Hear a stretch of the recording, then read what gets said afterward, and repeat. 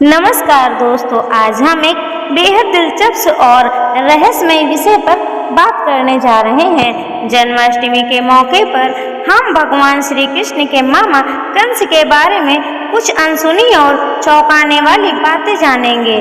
कंस, जिनका नाम सुनते ही हमें उनकी बुराई और क्रूरता की याद आती है, लेकिन क्या आप जानते हैं कि कंस का पिछले जन्म में क्या रूप था और कैसे उनकी मृत्यु हुई थी?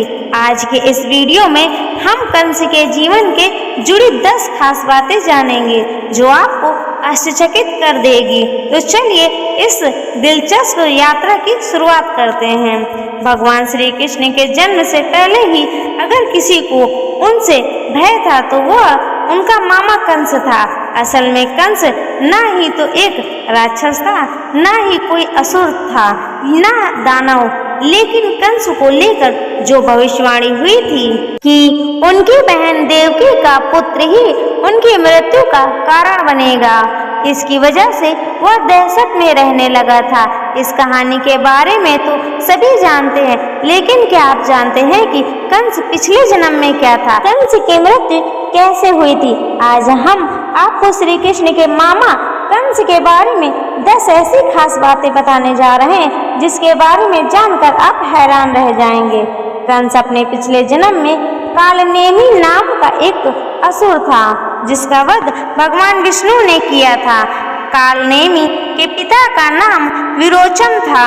कालनेमी ने देवासुर संग्राम में भगवान हरि पर अपने सिंह पर बैठे बैठे ही बड़े वेग से त्रिशूल चलाया, लेकिन हरि ने उस त्रिशूल को पकड़कर उसी त्रिशूल से वाहन समेत उसको मार डाला। इसी कालनेमी ने उग्रसेन के यहाँ कंस के रूप में जन्म लिया। कंस सूरसेन जनपद के राजा उग्रसेन का पुत्र और श्री कृष्ण का मामा था। उस काल में अंधक, अहिर, भोज, स्वता, गौड़ जैसे 106 कुलों को मिलाकर यादव गणराज्य कहलाता था। उग्रसेन यदुवंशीय राजा अहू के पुत्र थे, जिसके 9 पुत्र और 5 पुत्रियां थी, और कंस इन भाइयों में से सबसे बड़ा था।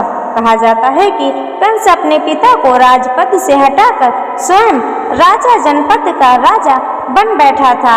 उसने अपने पिता उग्रसेन को जेल में डाल दिया था।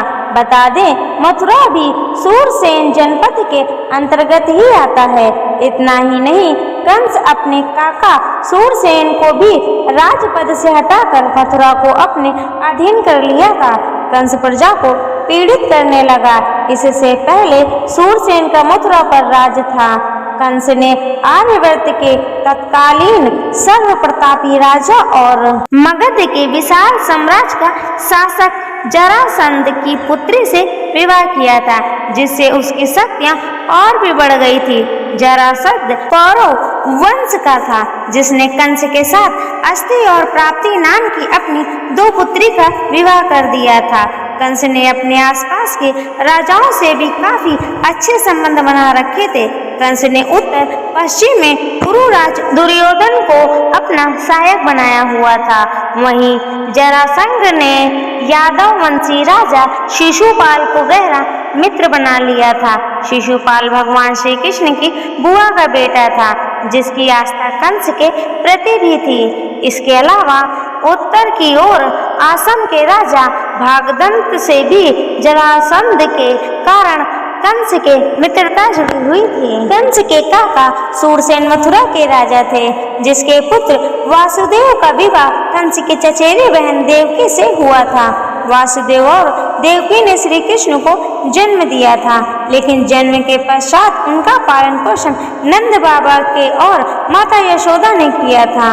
बाबा नंद यादव राजा पार्जन्य के 9वें पुत्र से तीसरे पुत्र थे। वहीं सूरसेन और पार्जन सगे भाई थे, जिनके पिताजी का नाम था महाराज देवमीण।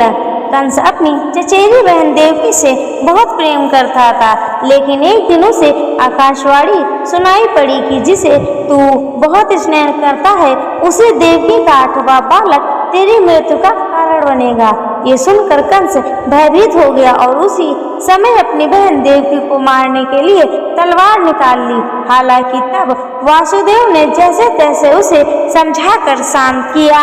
जब वासुदेव कंस के पास अपना पहला पुत्र लेकर पहुंचे तो कंस ने कहा कि मुझे 8वां पुत्र चाहिए, लेकिन नारद ने कंस को बताया कि देवकी के उदर से तुम्हें मारने के लिए स्वयं भगवान विष्णु जन्म लेंगे।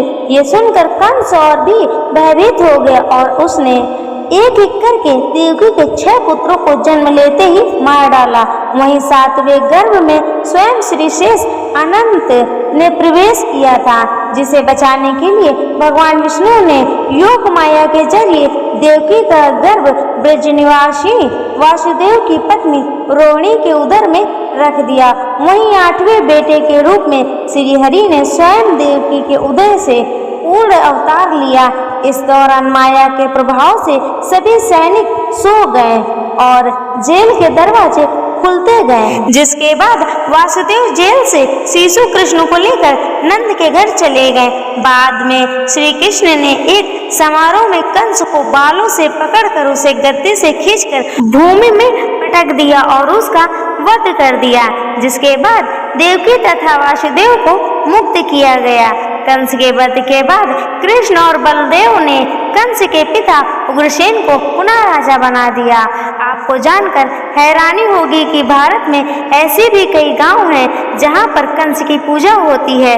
लखनऊ से हरदोई जाते वक्त कंस की एक प्रतिमा मिलती है, जिसके आसपास के स्थानों में कंस की पूजा की जाती है। इसके अलावा उड़ीसा में कंस महोत्सव भी होता है।